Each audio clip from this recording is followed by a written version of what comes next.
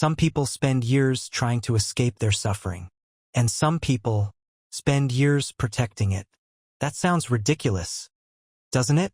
Why would anyone protect the thing that's hurting them? Why would someone hold onto anxiety, loneliness, self-doubt, regret? They wouldn't, at least not consciously.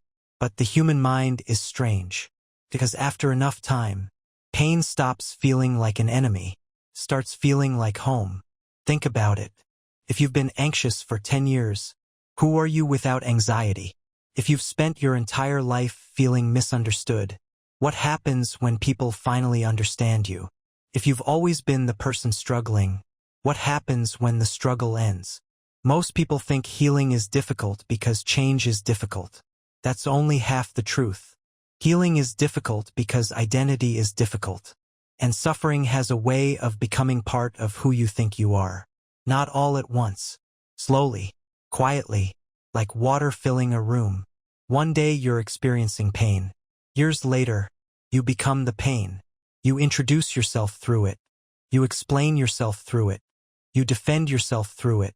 And eventually, you can't imagine yourself without it. That's where the trap begins. Because now every attempt to heal feels like a threat. Not to your pain, to your identity. Let me show you what I mean. Imagine someone who constantly says, "I'm an overthinker."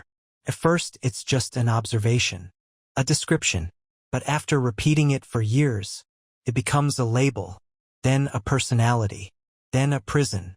Because now every action must remain consistent with the identity. Every mistake confirms it. Every setback reinforces it. And every opportunity to change feels strangely uncomfortable. Not because change is impossible, because change creates uncertainty. And uncertainty terrifies the brain. The brain would rather suffer inside a familiar story than risk entering an unfamiliar one. Read that again. The brain would rather suffer inside a familiar story than risk entering an unfamiliar one. That's why people stay in relationships that are destroying them. That's why people remain loyal to habits they hate. That's why some people spend years talking about change, while secretly resisting it. Because suffering offers something freedom doesn't. Predictability. When you know exactly who you are, even if that identity hurts you, there's comfort in it.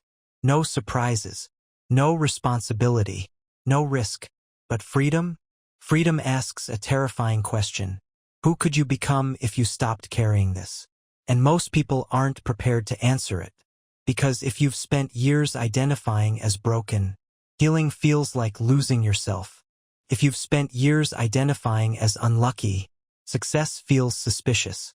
If you've spent years identifying as the victim, ownership feels uncomfortable. Not because these things are bad, because they're unfamiliar. And the unfamiliar always feels dangerous at first.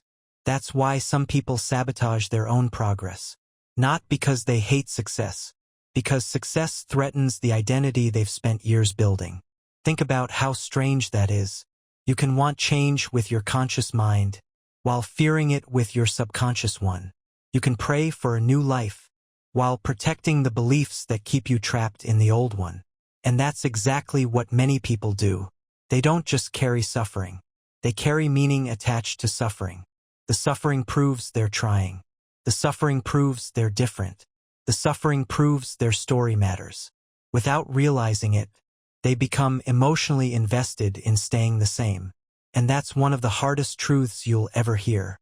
Because the chains that keep most people trapped aren't made of pain. They're made of attachment. The attachment to a story. The attachment to an identity. The attachment to a version of themselves that no longer serves them. But here's the good news. The moment you recognize the attachment, it begins losing power. Because awareness changes everything. You start asking different questions. Not, why am I suffering?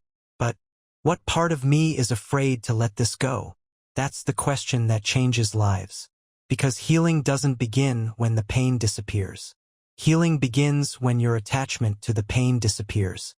And suddenly, you realize something. You were never your anxiety. You were never your loneliness. You were never your failures. You were never your suffering. You were simply carrying them. And anything you can carry, you can eventually put down. So if you've been waiting for permission to become someone new, this is it. Not tomorrow. Not when you're ready. Not when you finally understand yourself perfectly. Now, because the greatest tragedy isn't suffering. It's building a home inside it and forgetting you were always free to leave.